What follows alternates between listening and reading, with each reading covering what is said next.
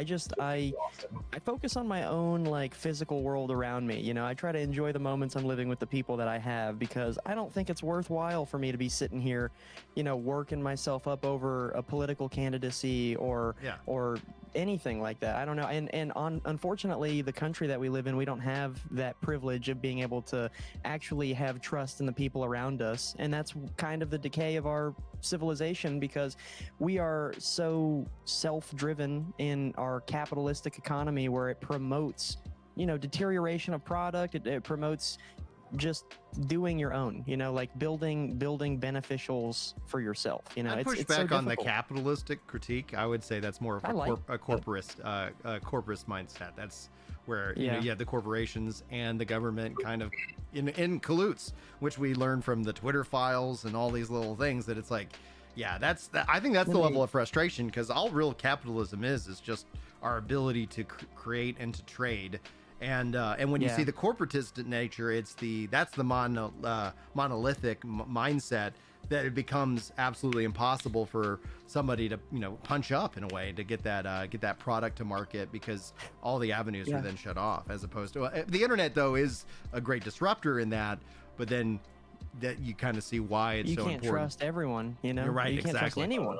I think we really just need to get away from the buzzwords of capitalism and social, because we're not a purely capitalistic system. Correct. Or purely one. Yeah. Very interesting mix of everything, right? Yeah. And for some reason, like, aliens from other planets still don't feel welcome in our country for whatever reason. Like, well, you see what we do to Mexicans, dude. What do we do to them? They're great. They come with cages now. Dude, they are some of the most. I am sexually attracted to Mexicans, like, hands down. They are some of the absolute, like, and maybe it's just because I'm attracted to hard work. You know, like, it's just like I see people working fucking hard. I'm like, damn. Bro, that was so funny. You made Dante disappear. I know. That was funny. I made a guy laugh so hard he stopped existing for a brief moment in time. Damn. Yeah, everything's so polarized right now. There's no friendliness. Dude, this is kind of why I love comedy. Is why I love going out to open mics. You know, it's a time I get to put my phone away for a minute and, like, you know, just talk with people who are also having to rationalize and identify reality on reality's terms, right? That's what I love doing, talking about, and thinking on. It's my favorite. It's my favorite because it's like, dude, isn't that some? Because I also saw Trump with the bandage on his ear, and I almost posted this on my story today.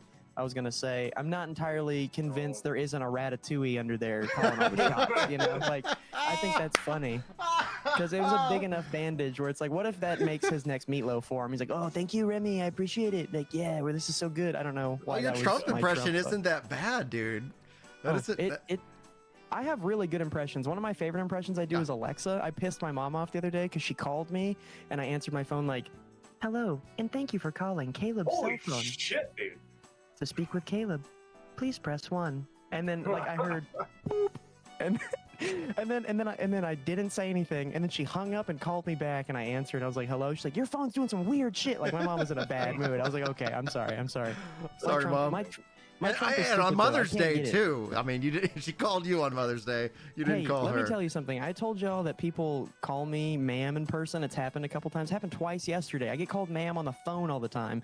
But more importantly and funnier than that is on Mother's Day, I was on the phone at work and someone ended the call, not calling me ma'am, but saying, hey, and you have a happy Mother's Day. And I was like, damn, dude, break my spirits, why won't you? You know, it really hurt me. Dude, you got upgraded from ma'am to mother? That's like a title of power, dude, right there. I am, the female tone I have is disciplinarian as fuck. You know, like, the kids I have are in line. Yeah. You got to. Just use your full name, Caleb Bird.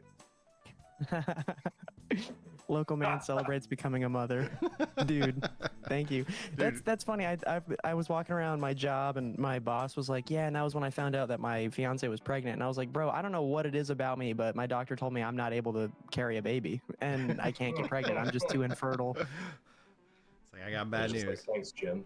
I'm working on, I've been trying to kind of write this bit because it's that, it's like I'm obviously with all the shooting, I'm trying to find, like, you know, what do I find the most, like, absurd and funny about the whole thing. And it's like, the only thing I've got so far, I'm going to test it out on you guys. I'm going to test it out tonight at the arena and we'll see how it goes. But it's like, after the shooting, like just endless amounts of questions that we all have, like who was this guy, how did he get so close to the president, and I'm sure you all can agree with me on this one. Why do guys have nipples? I like that. Just a turn. Just a turn, but then it's like, like they're not used to anything, and then I'm still working on kind of some. I want to get some other. That is funny though. I like that. You should relate it back to that event and be like, well, the kid was like laying prone on this building, and I was like, that hurt my fucking nip. I just haven't been able to figure out why. Like I'm sitting here. It's like maybe he used them as like on those bad boys. So I broke some like revelation to my wife, because she was always like, why do guys, run without shirts, and why do they tape their nipples? And I go, well, if you run long enough, you're gonna scrape them all off. It's horribly painful. And she was like, huh? I was like, yeah, like if I wasn't so fat, I'd run without a shirt. It's like, you could add on to that bit. You could add on to that bit and say that you finally decided you're gonna have nipple removal surgery. Like that'd be pretty funny. Just like make the president's almost assassination into you've made the decision you're gonna get your nipples removed. The current like I guess punch that I have come up with so far is and I guess it just serves as a constant reminder from God that every man on this planet was once transgender. I grew into my manhood. A little science joke. How we all start off as girls. What do you think about this, Brian? I like the start throwing the turn. Why do guys have nipples? Yeah.